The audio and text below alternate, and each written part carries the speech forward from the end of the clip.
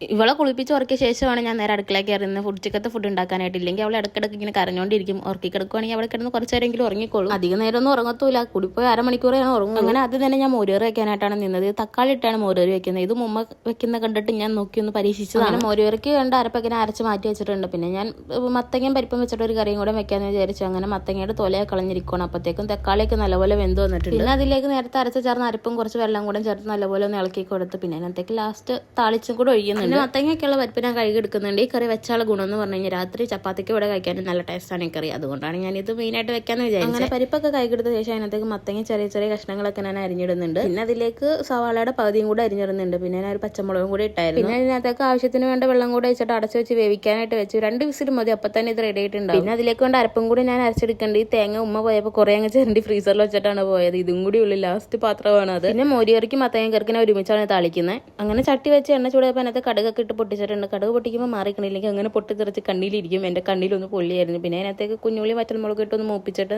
കുറച്ചെടുത്ത് മോരുകറിയിലേക്ക് ഞാൻ ഒഴിച്ചു വെച്ചു. ആ സമയം കൊണ്ട് അപ്പോഴത്തേക്ക് മത്തങ്ങയും പരിപ്പൊക്കെ നല്ലപോലെ വെന്ത് വന്നിട്ടുണ്ട്. അതിനായി ഇങ്ങനെ ഒന്ന് ഉടച്ചും കൂടെ കൊടുക്കുന്നുണ്ട്. ഉടച്ചു കൊടുക്കുമ്പോഴാണ് നല്ല ടേസ്റ്റ് ഉണ്ടാവുക. അല്ലെങ്കിൽ ഇങ്ങനെ കടിക്കാനായിട്ട് വെറുതെ വായിക്കെടുക്കുമ്പോൾ ഒരു സുഖം ഉണ്ടാവത്തില്ല. അങ്ങനെ അതൊക്കെ നല്ലപോലെ ഉടച്ചെടുത്ത ശേഷം അതിനകത്തേക്ക് അരപ്പും കൂടെ ചേർത്ത് കൊടുക്കുന്നുണ്ട്. കുറച്ച് വെള്ളം കൂടെ ഞാൻ വെച്ചായിരുന്നു ആ ജാറ് കഴുകിയിട്ട്. പരിപ്പായതുകൊണ്ട് ഇത് ഇരിക്കുന്നതോറും ഇങ്ങനെ കട്ടി കൂടി വരും. അതുകൊണ്ട് കുറച്ച് വെള്ളം കൂടെ വെച്ച് മറ്റേ താളിച്ച അതും കൂടെ ചേർത്തൊന്ന് മിക്സ് ചെയ്ത് അടച്ചു വെച്ചു. ഇന്ന് മീനൊന്നും ഇല്ലാത്ത പറഞ്ഞ ഒരു ചമ്മന്തിയും കൂടെ അരയ്ക്കാന്ന് വിചാരിച്ചു. പിന്നെ കുറച്ച് കഴിയുമ്പോൾ ഒരു മുട്ടയും കൂടെ വറുത്ത് കഴിക്കാന്ന് വിചാരിച്ചു. അങ്ങനെ അതൊക്കെ സെറ്റാക്കി വെച്ച ശേഷം കുറേ പാത്രങ്ങൾ ഉണ്ടായിരുന്നു കഴുകാനായിട്ട്. അങ്ങനെ പാത്രങ്ങളൊക്കെ കഴുകി അടുക്കള ഒന്ന് ഒതുക്കി വെച്ചിട്ടുണ്ട്. പിന്നെ കഴിക്കാൻ നേരത്തിന് ഒരു മുട്ടയും കൂടെ വറുത്തിട്ടാണ് കഴിച്ചത്. അപ്പോൾ ഇന്ന് ഇതൊക്കെയായിരുന്നു ഫുഡ് കഴിക്കാനായിട്ട്.